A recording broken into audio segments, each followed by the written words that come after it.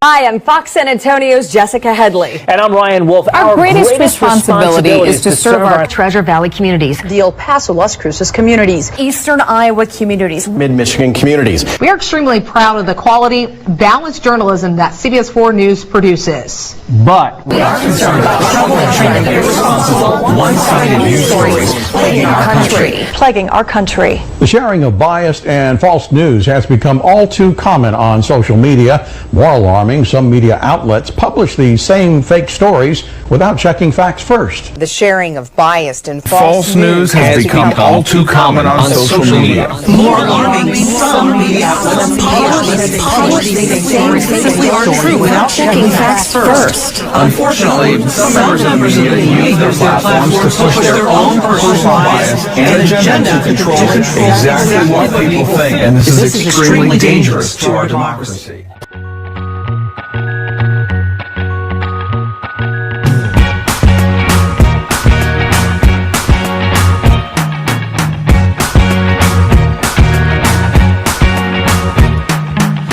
Forget the day we met. Your eyes so blue, me piercing through. I can't forget the day we met. Your smile so bright, it made me swoon. Our love is like a summer's day, hot and endless in a magic way. Whenever I see you, all I can think is my son. What is up, everyone? This is Titus Nietzsche Anderson for the Sovrumano Videocast. This week we're going to talk about InfoWar. Specifically, we're going to talk about information that is created and designed to misinfluence you. The purpose of InfoWars is to get the recipient of the information to act against their own best interest. So in this video cast, I'm going to show you about 10 different techniques that are used when this type of information is prepared and redistributed. You're going to see it in movies, TV shows, magazines, presidential speeches, newspapers, and all sorts of places. And you'll be able to recognize it from this moment forward. What did you do? You set me up? Did I set you up? Did you set me up?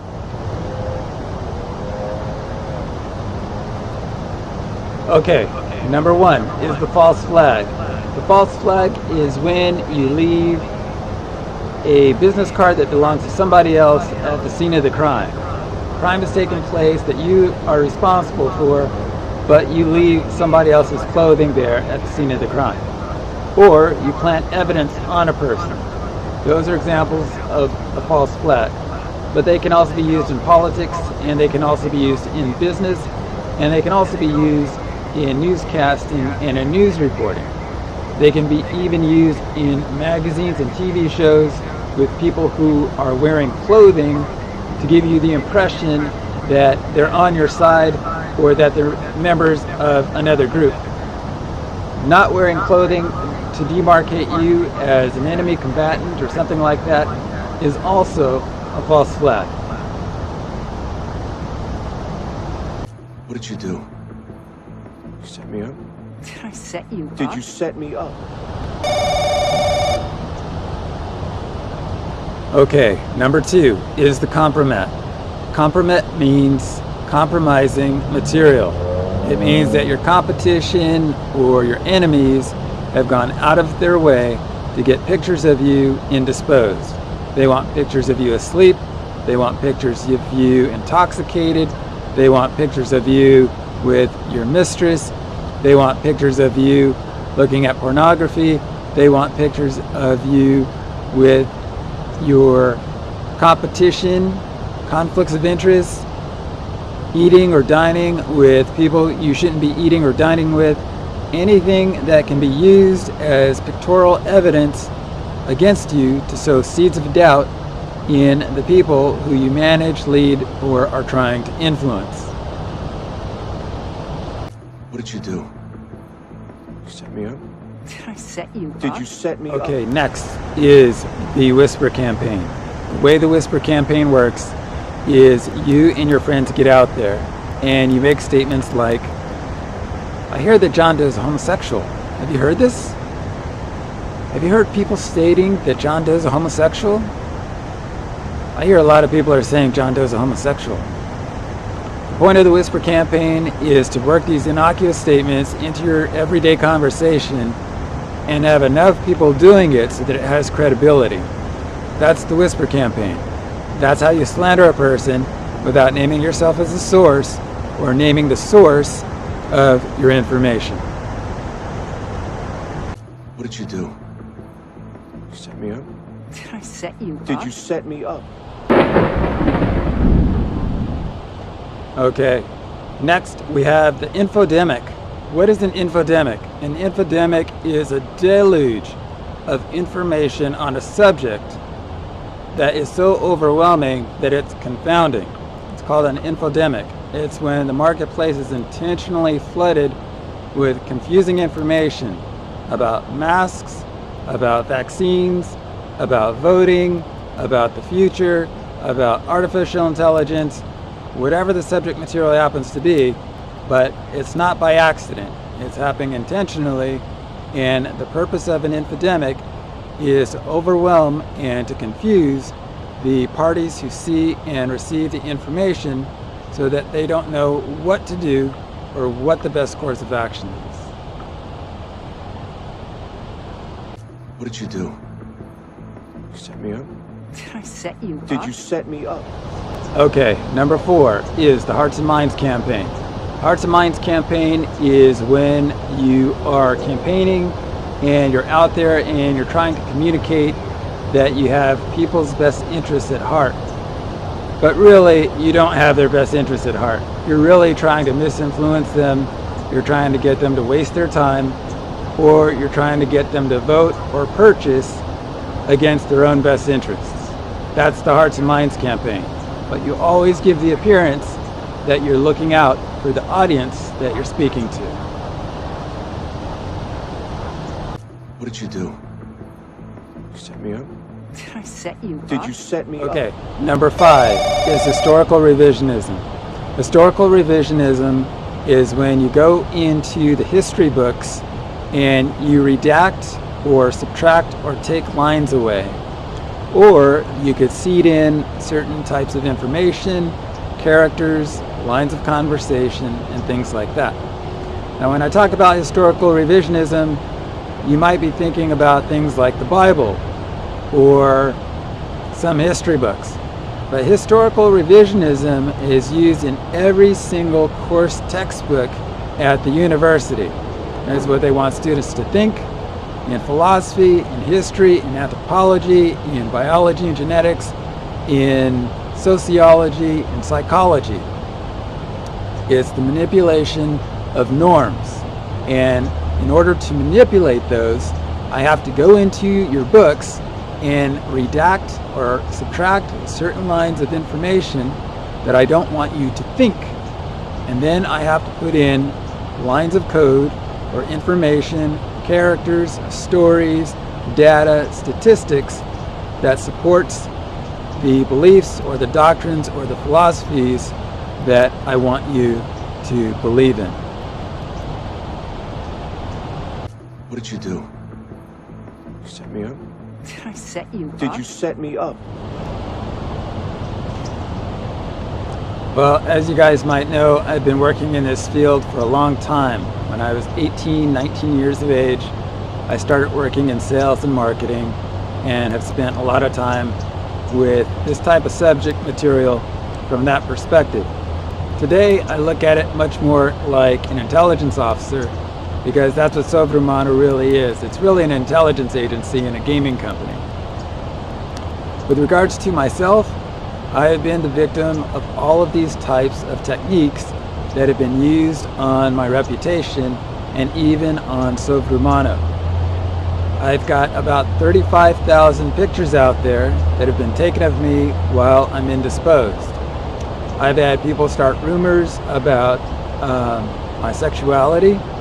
I have had people question my enlightenment. Some people thought I worked for the CIA. Some people thought I was an actor for Hollywood. Some people thought that I was mistaken. Some people thought that I might be into the occult.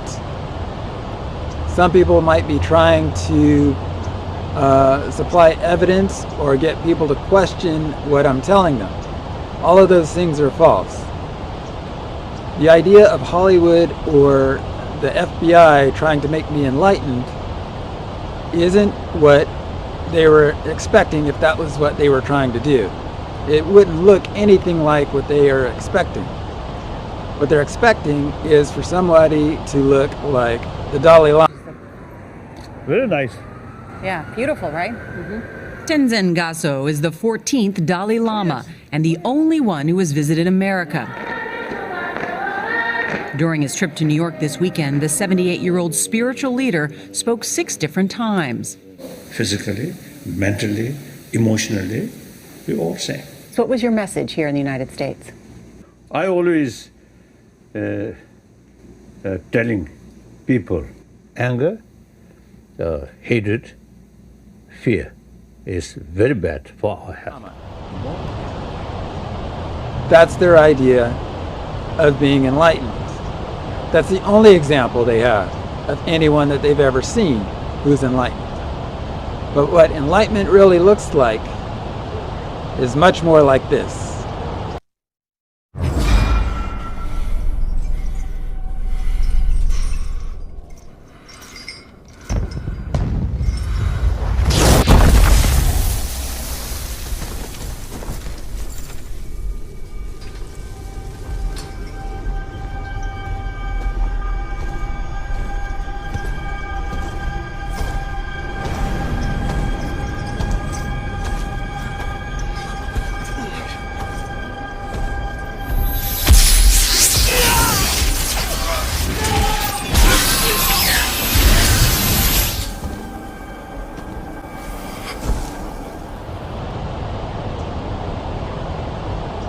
When I recently posted the Videocast, Christ Means Anointed, and the 2 blogs that are with it, when I found myself isomorphic with the book of Matthew chapter 24, I didn't jump up and down. It didn't make me happy, it didn't make me sad. I was pleased to have found something that was isomorphic and worth sharing with you. But it doesn't take any effort for me to do this or to be what I am.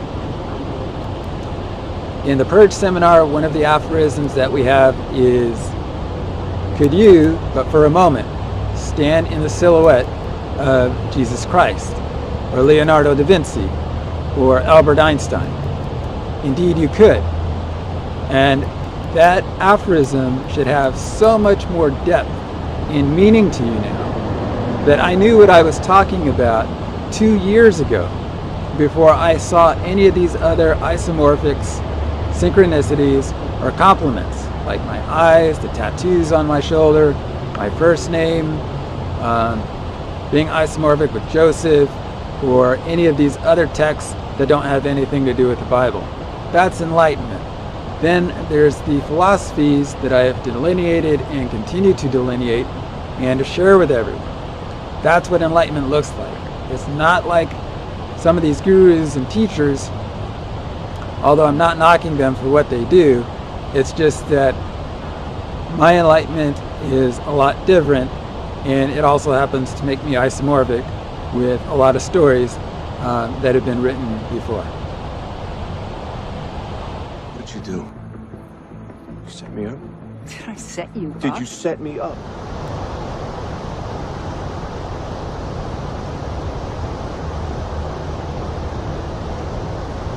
Okay, let's move on to a favorite one of mine. This one is called lying by omission. Lying by omission has got to be the best one among all of the techniques that I'm going to teach you today. Why? Because you just don't say anything. So if a murderer is in the room, he's not going to tell you, hey, I'm a murderer. Or if there's a racist in the room, he's not going to say, hey, I'm a racist. If you're looking at celebrities, presidents, politicians, or even just somebody on the street, the easiest thing that they can do and that the people around them can do is to just keep their mouths shut. This goes to the very infrastructure of our country, the checks and balances, the news reporting, the Attorney General's offices, freedom of speech, freedom to congregate, freedom to publish. If people won't say anything, then obviously it allows the criminals to continue their crime. It also allows them to propagate, to gain in number, and to gain in strength. And some cultures are so good at lying by omission that their children literally have no idea that they are a part of a culture of people.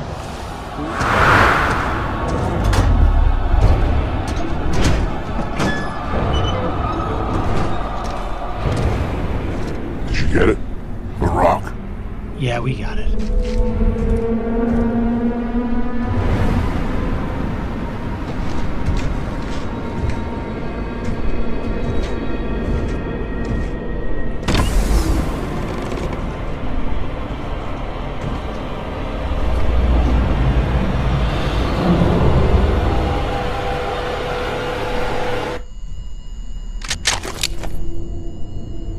I'm sorry.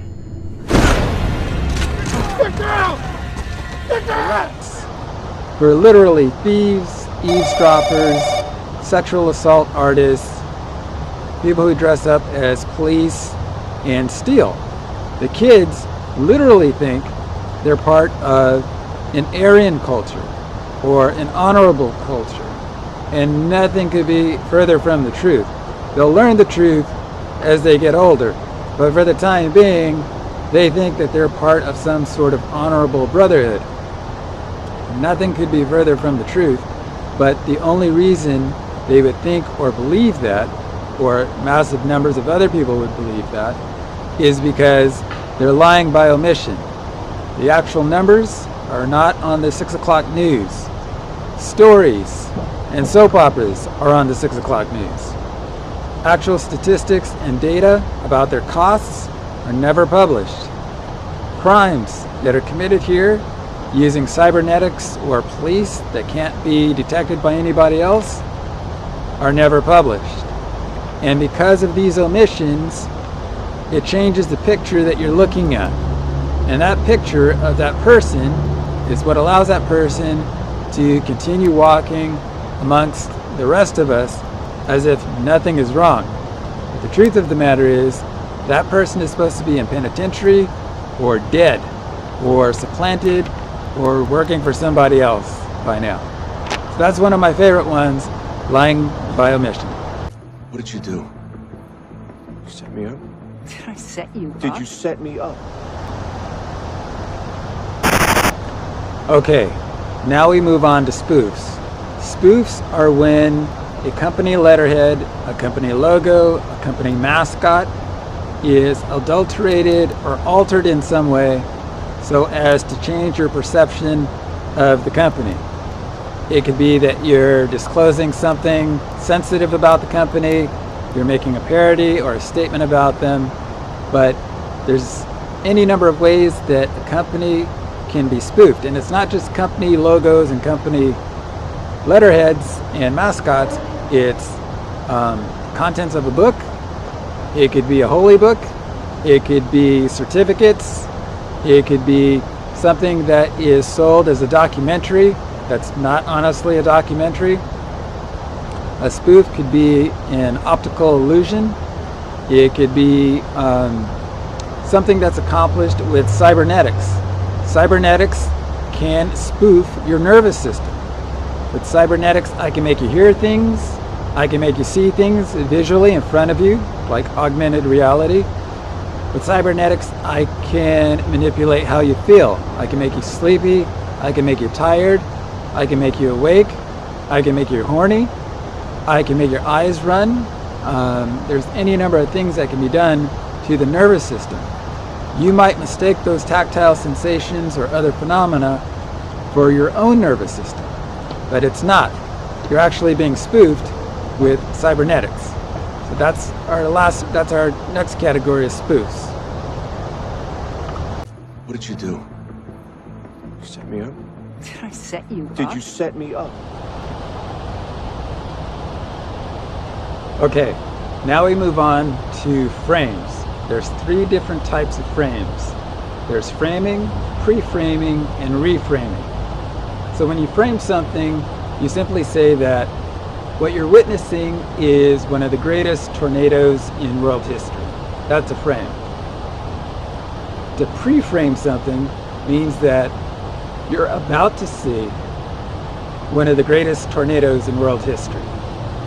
A reframe is to say that that was not the world's greatest tornado in world history. It was actually the second greatest tornado in world history.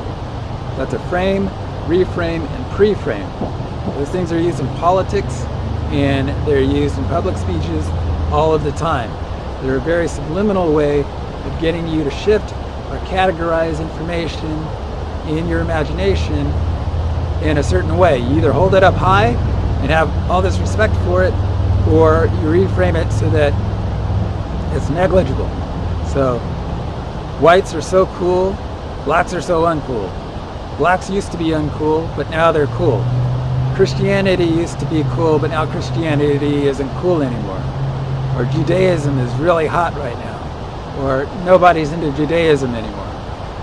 Those are all examples of framing and reframing. Pre-framing is just to say that when X happens, it means Y. Or I told you before that X would happen is just an example of pre-framing. So those are three different examples, and I suggest that you give those some practice in your speeches and in your writing. What did you do? You set me up? Did I set you up? Did you set me up? Okay, now we move on to logical fallacies. Logical fallacies usually happen so fast in conversation that you can't catch them. You also have some pre-built biases within your own nervous system that will make you attracted to certain things. So for example, a long, lengthy explanation might sound like the truth over a very simple one. Or a really long videocast might seem to have more information than a really short videocast.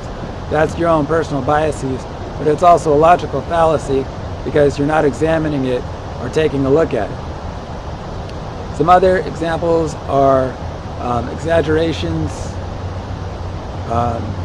complex explanations over simple ones, straw man argument, quoting experts, use and misuse of statistics, exaggerations, X causes Y or X doesn't cause Y, and things like that. There's a huge list of logical fallacies, but we'll cover those some other time. But that'll give you a basic idea to work on. What did you do? You set me up? Did I set you up? Did you set me up? Okay, now we move on to miseducation and mental models. Miseducation and mental models means that you were born and raised into a system that is already in play. That means that what's on television that's playing is normal to you because you don't know anything else. The religious group that you attended as a child that feels natural to you as an adult is because of your specific idiosyncratic education. So what feels natural to you at church might feel awkward to me. The language, the music, the tempo, the rituals, and things like that. That's a mental model that you're born into.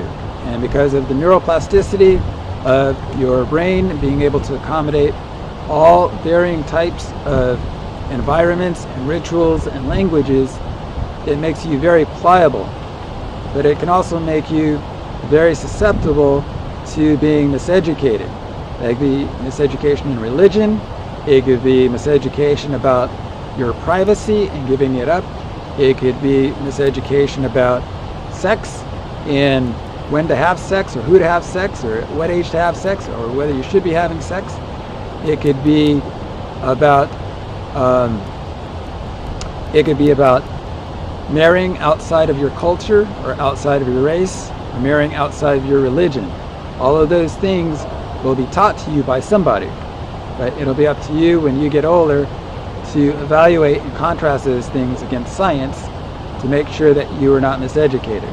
It's an easy problem to correct because of all of the data out there, but it still brainwashes and captures a lot of people and keeps them captured for their entire lives. What did you do? You set me up? Did I set you up? Did you set me up?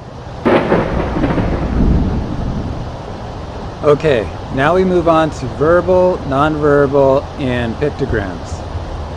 If you go to the website, there's a blog there called Covert Threats, where I show you different examples of nonverbal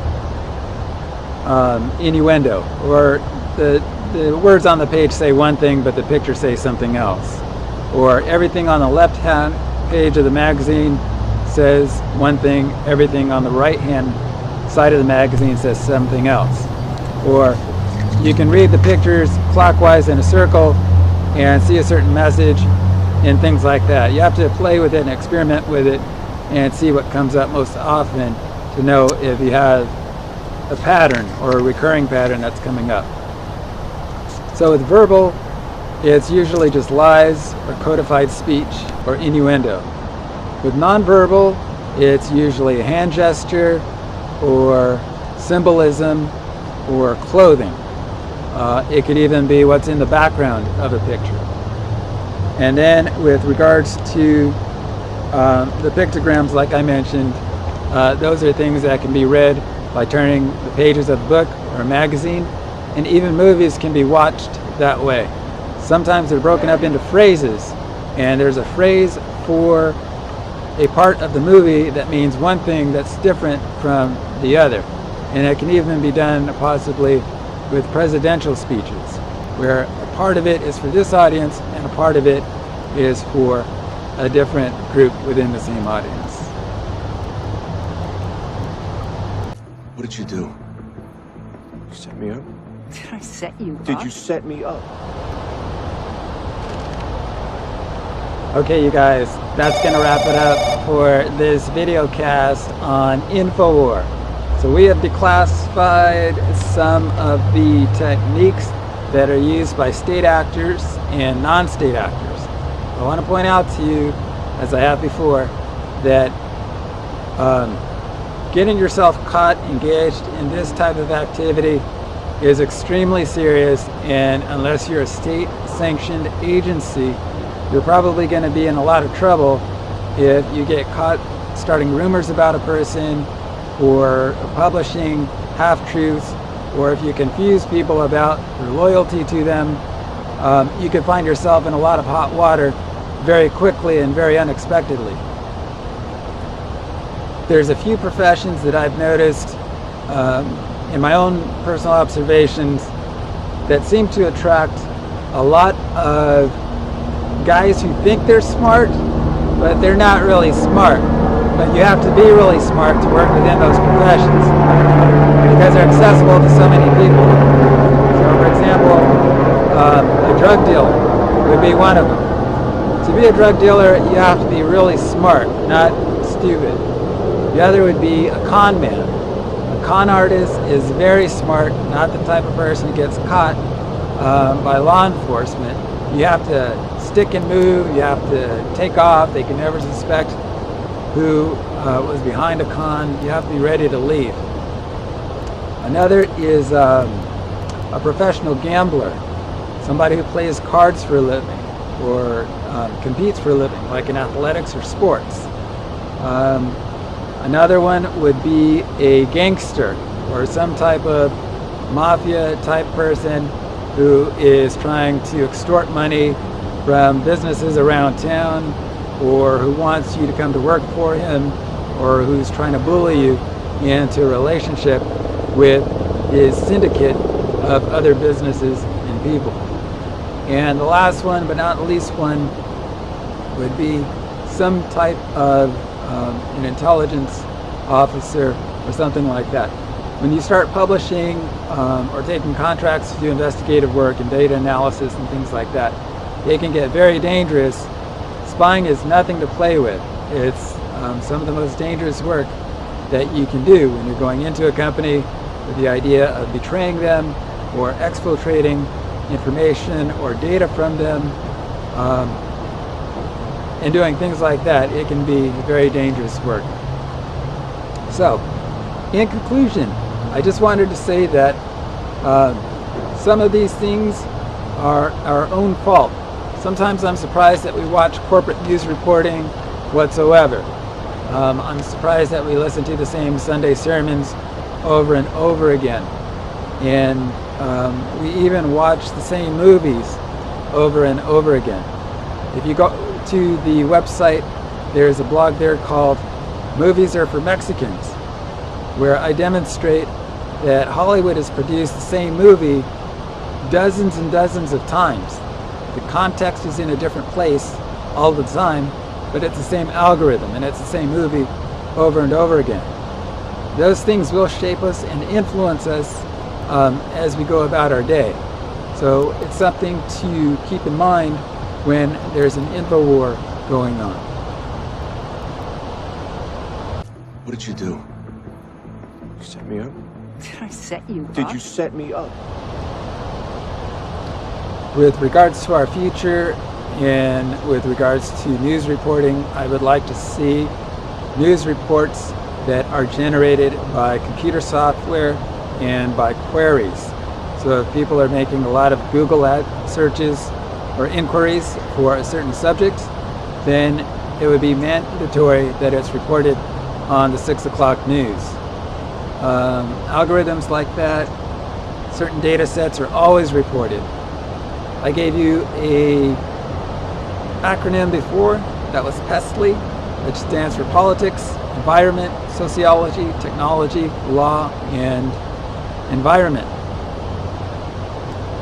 or Economics. And that's an easy way to track or to make sure that you're covering the information that you need to know. And there's local and national and there's global categories for PESTLY.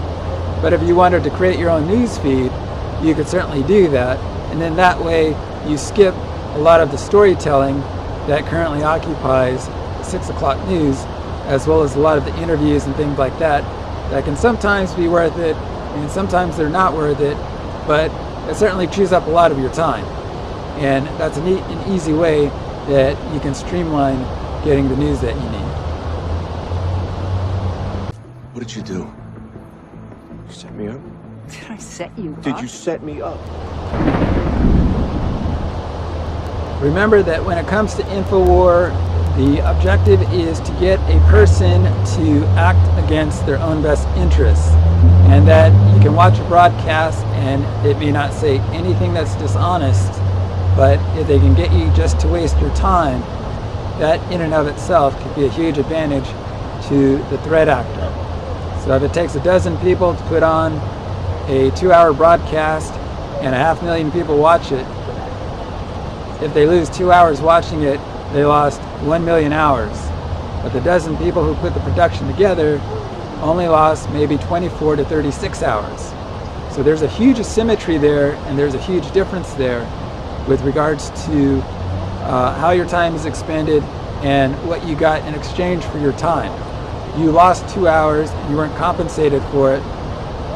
The team of 12 lost 36 hours, and they made, a few $100s each or a few $1,000s for their time.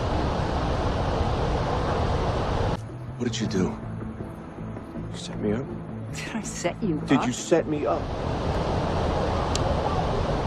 In the intelligence field, we have something that is called object weaponization. Object weaponization is a very fancy term for a booby trap or a red herring.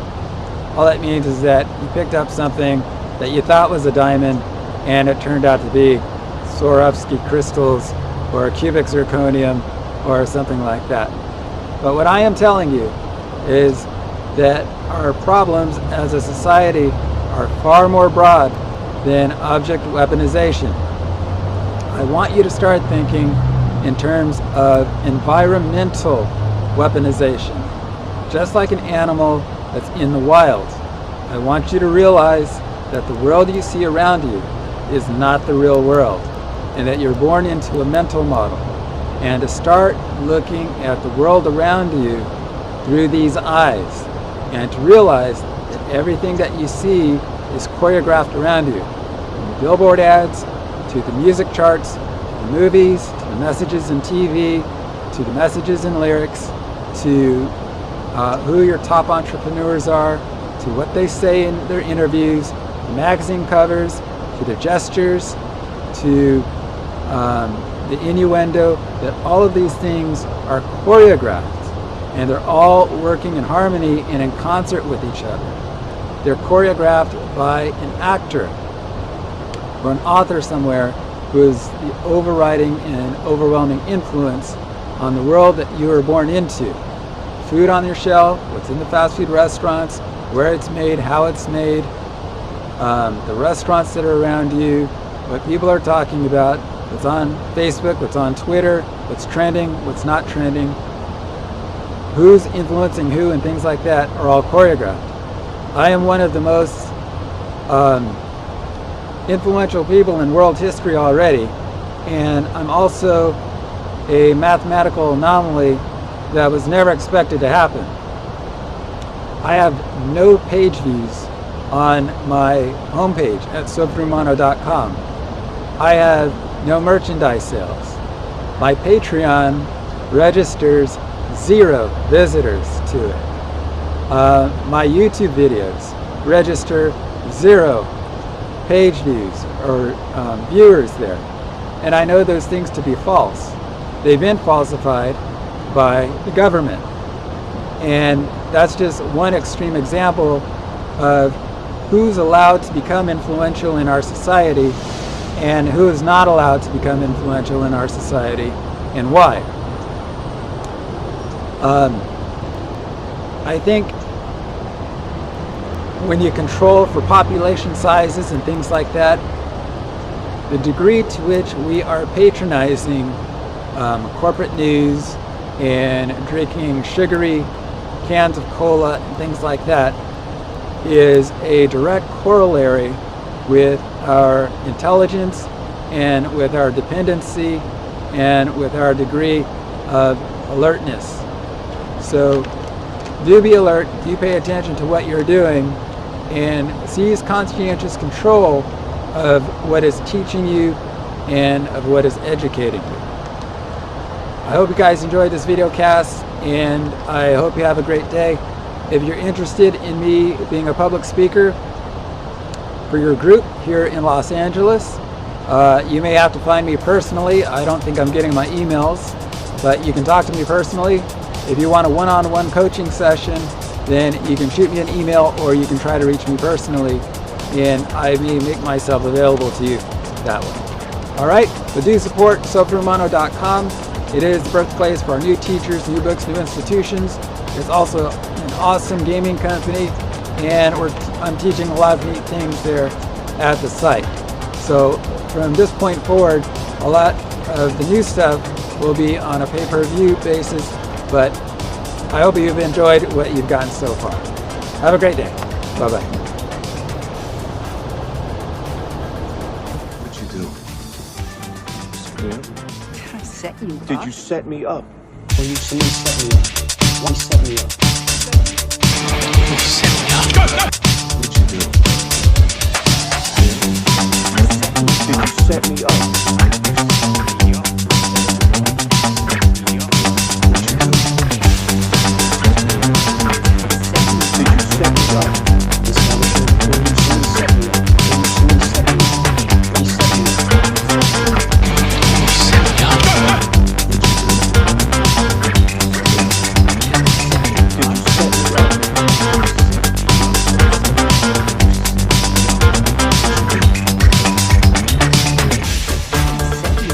Set me up.